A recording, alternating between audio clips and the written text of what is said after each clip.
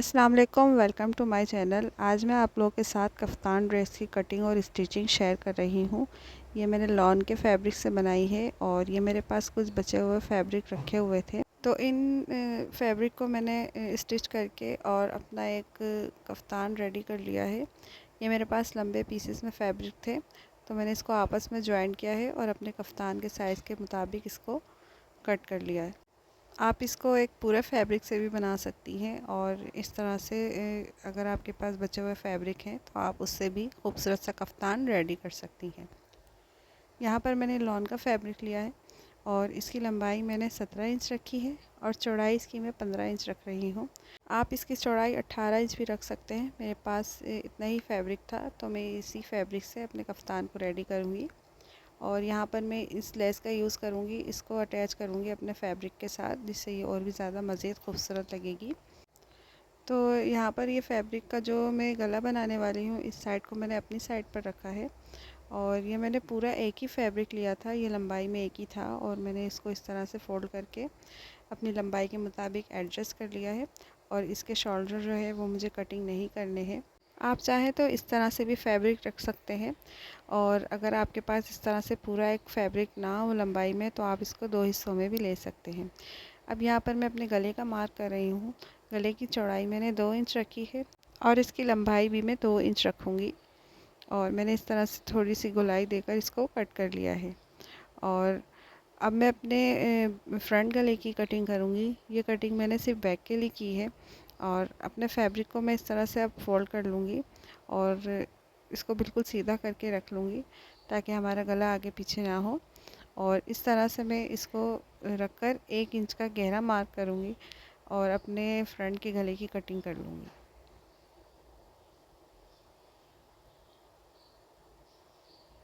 Front के गले की कटिंग मैंने कर ली है और आगे से मैं इसको 2 इंच ओपन रखूँगी, ताकि हम अपनी बटन पट्टी या लूप्स वगैरह जो भी हमें अटैच करना हो हम वो लगा लें इधर।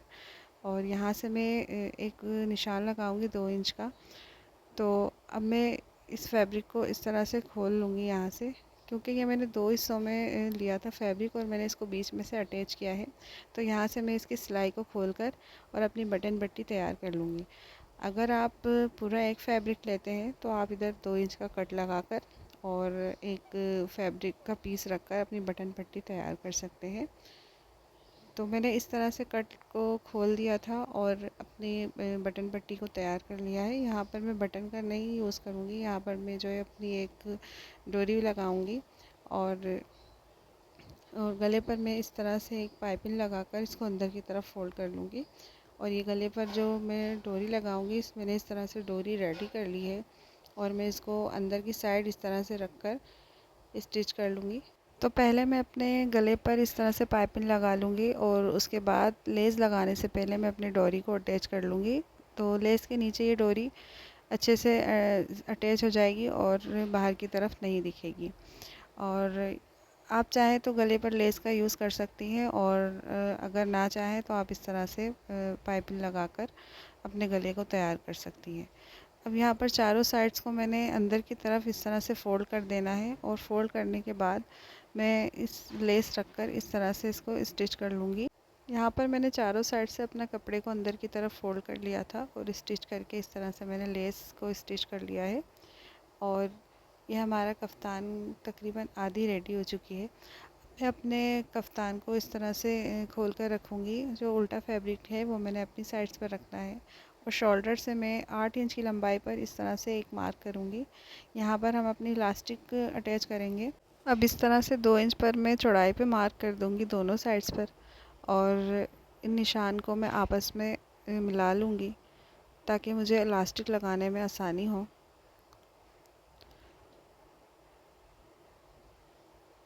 तो मैंने मार्क इस तरह से बिल्कुल आपस में मिला लिए हैं और इसी तरह से निशान मैं अपनी दूसरी साइड पर भी लगा लूँगी। यानी कि मैंने फ्रंट और बैक पर दोनों से इसी तरह से मार्क करना है, क्योंकि हमें इलास्टिक अपनी दोनों साइड्स पर अटैच करनी है। तो सेम यही मार्किंग मैं अपनी दोनों साइड्स पर कर कर और इस तरह से निशान को आपस में मिला दूँगी और यहाँ पर मैं इलास्टिक स्टिच करूँगी।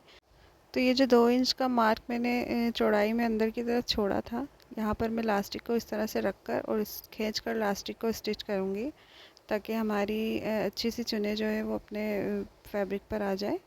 और लास्टिक की लंबाई मैंने 5 इंच रखी है, और आप इसको जब खींचकर इस तरह से लगाएंगे तो ये आपके फैब्रिक पर पूरा आ जाएगा। और ये मैंने लास्टिक इस तरह से अटैच कर लिया है, और ये हमारी अच्छी सी चुन्नी इस पर आ चुकी है। और अब मैं अपने जो आर्महोल का निशान है वो लगाने जा रही हूँ। तो वो मैंने इसकी कटिंग नहीं करी थी, कफ्तान में इसकी कटिंग नहीं होती है। तो मैंने फैब्रिक को इस तरह से सीधा करके रख लिया है, यानी कि सीधी साइड्स मैंने अपनी तरफ रखी है। और इस तरह से मैं शोल्डर से 4.5 इंच पर मार्क कर लूँगी।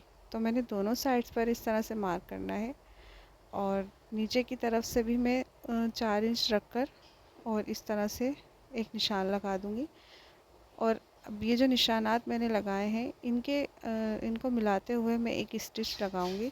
यहाँ पर जो मैंने लेस अटैच करी है, बिल्कुल इसी सिलाई के साथ मैं अपनी इस निशान की सिलाई को भी लगा लूँगी, ताकि हमारी साइड्स जो है वो बंद हो जाए, और इस तरह से हमारा आर्म होल और नीचे से हमारा जो थोड़ा सा कपड़ा है वो खुला रहे, ताकि हमारे बेबी को पहनने में आसानी हो।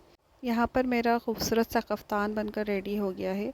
आप भी इस तरह से बआसानी बचे हुए पीसेस से खूबसूरत से ड्रेसेस तैयार कर सकती हैं। और ये मैंने जो है गले पर लेस का अटैच किया है। आप चाहें तो आप इधर सिर्फ सादा पट्टी भी लगाकर बना सकती हैं। यहाँ कफ्तान के साथ मैंने एक ट्राउज़र भी रेडी कर लिया है, और ये मैंने इसी तरह के सेम फैब्रिक से बनाया है। मेरे पास एक पीस और रखा हुआ था इस फैब्रिक का, और इस ट्राउज़र के पांचों पर भी मैंने लेस का यूज़ किया है। और ये मेरा खूबसूरत सा कफ्तान ड्रेस रेडी हो चुका है। आई होप कि आप सबको मेरी आज की वीडियो पसंद आई होगी। अगर पसंद आई है तो लाइक, शेयर और सब्सक्राइब करना ना भूलें। अल्लाह हाफिज़।